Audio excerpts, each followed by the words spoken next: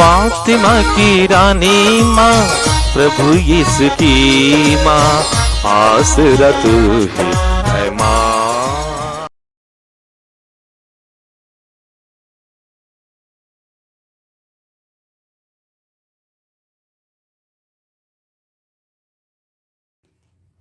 पहला पाठ इब्रानियों के नाम संत पौलुस का पत्र, अध्याय 4, पद संख्याएं 1 से 5 तक और 11। ईश्वर के विश्राम स्थान में प्रवेश करने की वह प्रतिज्ञा अब तक कायम है। इसलिए हम सतर्क रहें कि आप लोगों में कोई भी उसमें प्रवेश करने से न रह जाए। हमको उन लोगों की भांति एक मंगलमय समाचार सुनाया गया है। उन लोगों ने जो संदेश सुना था, उन्हें उससे कोई लाभ नहीं हुआ, क्योंकि सुनने वालों में विश्वास का अभाव था। हमने विश्वास किया और इसलिए हम उस विश्राम स्थान में प्रवेश करते हैं, जिसके विषय में उसने कहा है, मैंने क्रुद्ध होकर यह शपथ खाई, वे मेरे विश्राम स्थान में प्रवेश नहीं करेंगे। ईश्वर का कार्य तो संसार की सृष्टि के समय ही समाप्त हो गया है, क्योंकि धर्म ग्रंथ 7वें दिन के विषय में यह कहता है, ईश्वर ने अपना समस्त कार्य समाप्त कर 7वें दिन विश्राम किया।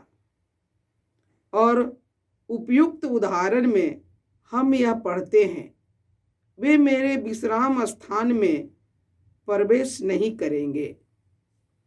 इसलिए हम उस विश्राम स्थान में प्रवेश करने का पूरा प्रयत्न करें, जिससे कोई भी उन लोगों के अविश्वास का अनुसरण करता हुआ उससे वंचित ना हो। प्रभु की वाणी। ईश्वर को धन्यवाद। भजन अनुवाक्य।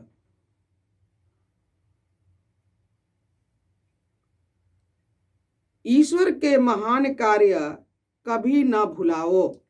ईश्वर के महान कार्य कभी न भुलाओ। प्रभु की महिमा, उसका सामर्थ्य और उसके किए हुए चमत्कार, यह सब हमने सुना और जान लिया है। हमारे पूर्वजों ने हमें बताया है। हम आने वाली पीढ़ी को यह सब बताएंगे। अनुवाक्य। ईश्वर के महान कार्य कभी न भुलाओ। ईश्वर के महान कार्य कभी न भुलाओ। आने वाली पीढ़ी भी अपने पुत्रों को बताए, जिससे वे प्रभु पर भरोसा रखें। ईश्वर के महान कार्य कभी न भुलाएं और उसकी सभी आज्ञाओं का पालन करें। अनुवाक्य। ईश्वर के महान कार्य कभी न भुलाओ। ईश्वर के महान कार्य कभी न भुलाओ। वे अपने पुरखों की तरह न बने। वह एक हठीली और विद्रोही पीढ़ी थी।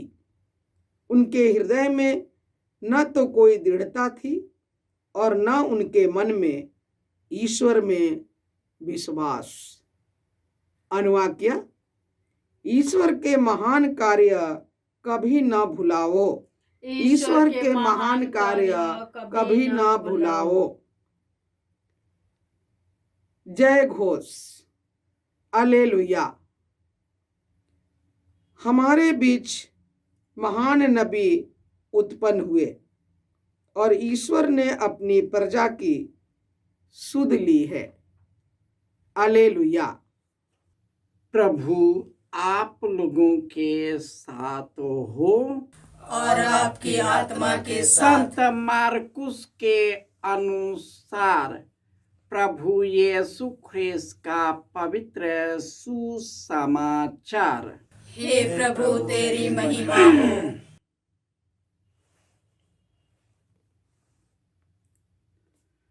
अध्याय 2 पद संख्याएं 1 से 12।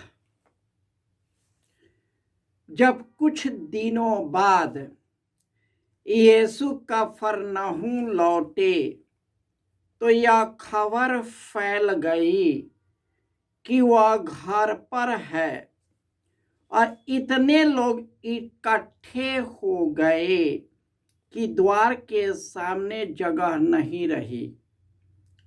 यीशु उन्हें सुसमाचार सुना ही रहे थे कि कुछ लोग एक अर्धांग रोगी को 4 आदमियों से उठवाकर उनके पास ले आए।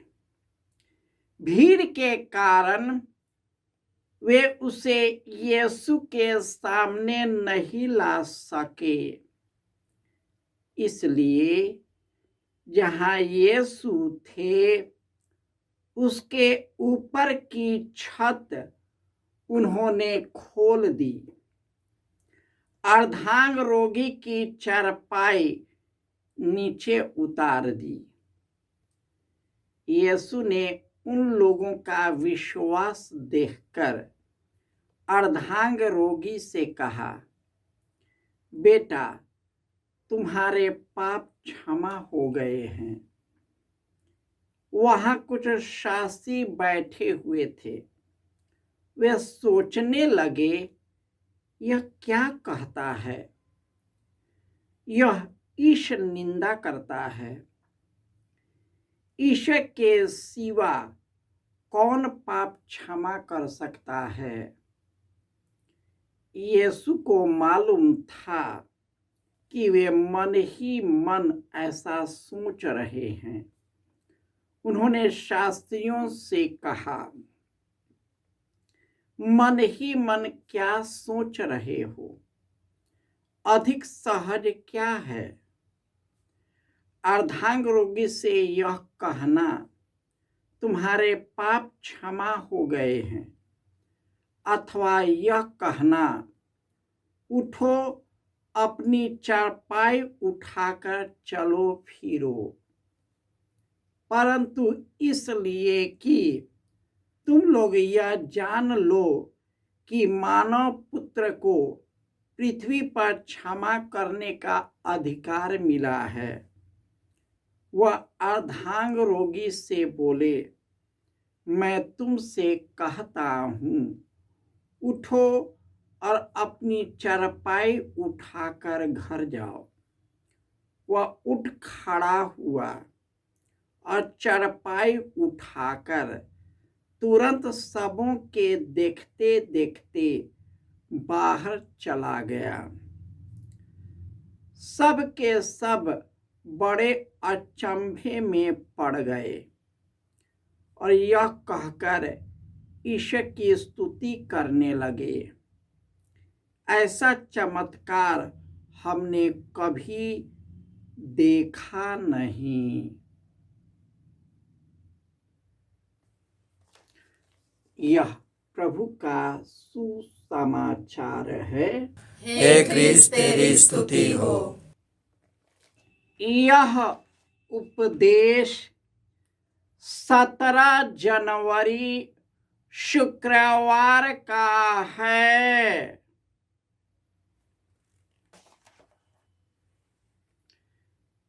ख्रिस्त में प्यारे भाइयों और बहनों, हमारे बीच एक ऐसा नबी उत्पन्न हुए हैं जो ईश्वर ने अपनी प्रजा का उद्धार किया है।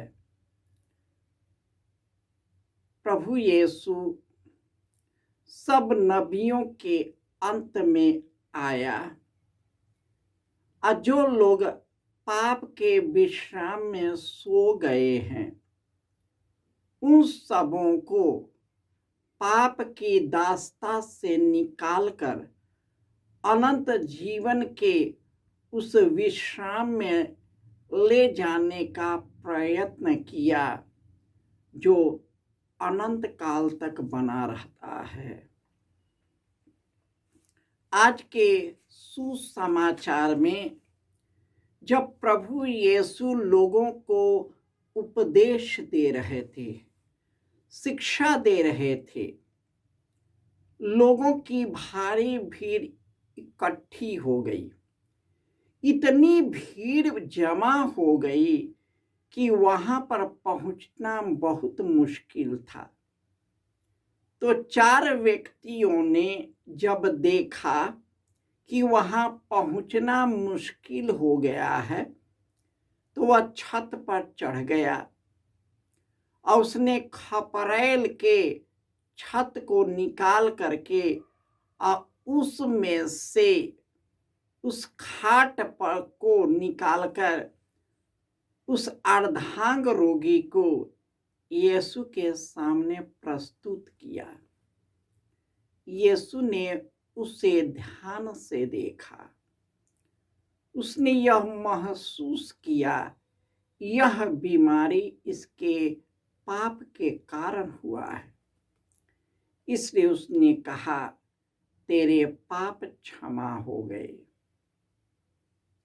वहां पर उपस्थित शास्त्री और फरीसी यह भुनभुनाने लगे, आखिर यह कौन है जो पापों को क्षमा कर सकता है। उनकी मन की बातों को जानकर उन्होंने उससे कहा, उठो, अपनी चारपाई उठाकर चलो फिरो। वह तुरंत उठ खड़ा हुआ और उसने लोगों से कहा, मानव पुत्र को पृथ्वी पर पाप क्षमा करने का अधिकार मिला है। और इस तरह प्रभु यीशु भलाई का कार्य करते हुए सारी गलीलिया में घूमते रहते थे। लोग शारीरिक, मानसिक, आत्मिक पीड़ाओं से पीड़ित थे, सामाजिक टूटन से टूट गए थे। शास्त्री, फरीसी और धर्म के नेताओं और राष्ट्र के नेताओं ने उनका जीना मुश्किल कर दिया था। इतने याजक महायाजक होते हुए भी लोग यीशु के पीछे हो लेते थे, क्योंकि उनके मुंह से स्वर्गीय वाणी निकलता था। लोग अद्भुत हो जाते थे, चकित हो जाते थे। उनकी शिक्षा आत्मा और जीवन है। आत्मा ही जीवन प्रदान करता है। और इसलिए आज के पहले पाठ में संत पौलुस कहते हैं कि हम लोग जो विश्राम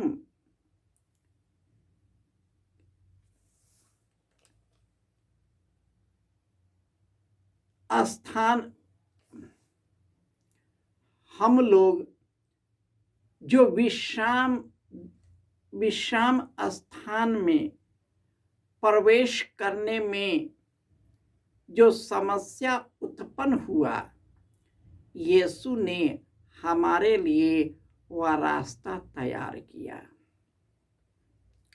यदि हम यीशु में मर गए हैं तो उसके साथ अनंत जीवन के सहभागी भी बनेंगे। हम अपना विश्वास यीशु में दृढ़ बनाए रखें, पवित्र आत्मा की शक्ति से भर जाए और अपने से ऊपर उठकर यीशु ने जो कार्य किया था उस कार्य को अपने शिष्यों के द्वारा हम लोगों को सौंपा है, ताकि हम सभी उनके मिशन कार्य को जारी रखे और सभी ईश्वर को जाने, पहचाने और उससे संयुक्त होकर पवित्र और निष्कलंक जीवन व्यतीत कर सके। जय यीशु।